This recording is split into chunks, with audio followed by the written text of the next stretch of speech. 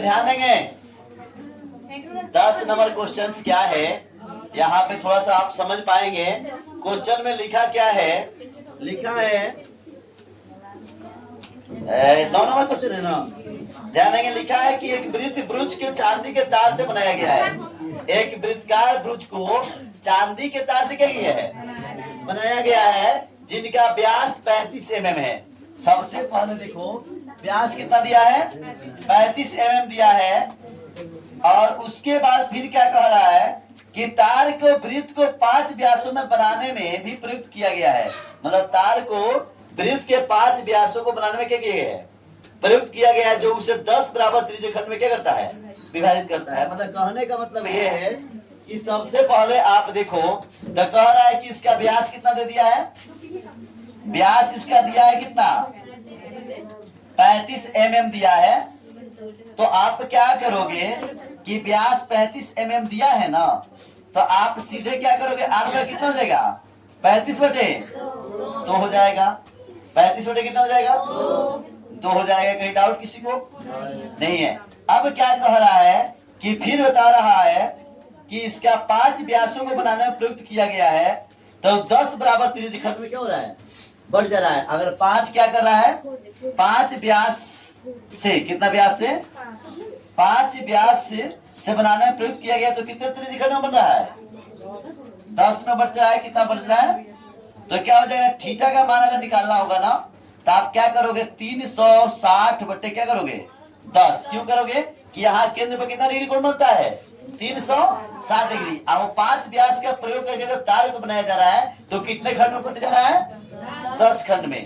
तो क्या हो जाएगा, 0 से 0 भुज, इसका कितना डिग्री हो गया, अर्थात थीटा बराबर कितना डिग्री आ गया, 36 डिग्री। तो अब कह क्या रहा है, क्वेश्चन 2 को बना रहा है। कितना क्वेश्चन बना रहा है, 2 क्वेश्चन। एक क्वेश्चन कह रहा है कुल वांछित चांदी की तार की लंबाई। जब तार की लंबाई क्या, इसका मतलब है जब आप उसको गोला है तो उसको खोलो तो लंबा होगा ना।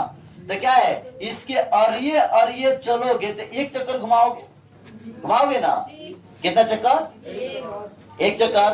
तो उसमें क्या है कि 5 को व्यास मिला है। कितना व्यास मिला है, तो आप क्या करोगे, पहला नंबर का जो आंसर निकालोगे, इसमें थोड़ा सा फॉर्मूला आप बना लीजिएगा कि 5 व्यास की लंबाई प्लस किसका, वृत्त का परिधि। वृत्त का परिधि क्या होता है, 2πr होता है ना। इसमें नहीं ना कह रहा है कि पाई का मान कुछ लेना है, हो नहीं, तो 22/7 क्या करेंगे, लेंगे।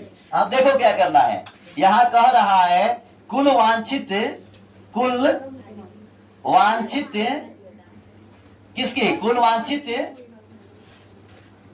चांदी के तार की क्या, तार की लंबाई।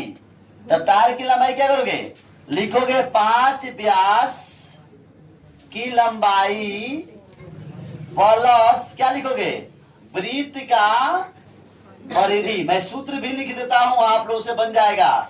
5 गुने व्यास का मान कितना है, 35 mm है ना, तो 35 प्लस 2πr बनेगा कि नहीं, बन जाएगा, बन जाएगा ना। अब दूसरा नंबर क्वेश्चन क्या कह रहा है, ब्रुज के प्रत्येक त्रिज्यीय खंड का क्षेत्रफल क्या करना है, ज्ञात करना है। ब्रुज की कितना, क्या, प्रत्येक का त्रिज्यीय खंड क्षेत्रफल ज्ञात करना है। तो आप करोगे क्या कि ब्रुज का ऐसे क्या लिखेगा, ब्रुज के प्रत्येक त्रिज्यीय खंड का क्षेत्रफल, त्रिज्यीय खंड का क्षेत्रफल बराबर क्या हो जाएगा, θ/360πr²। उसमें बना लीजिए प्रत्येक का, अगर 10 का कहेगा तो 10 से क्या कीजिएगा, गुना कर दीजिएगा। मतलब 10 को त्रिज्यीय खंड बनता है ना, एगो का निकालिएगा तो 10 से गुना करिए, 10 का निकल जाएगा। अगर मतलब कहे कि पूरे ब्रुज के क्षेत्रफल निकालिए तो किसे गुना कर दोगे, 10 से। अगर आपको क्या कर रहा है, एगो का कह रहा है, तो बस इस फॉर्मूला पर लगाइए, आंसर क्या हो जाएगा। अरे इधर सुधारिए, 10 नंबर का हिट से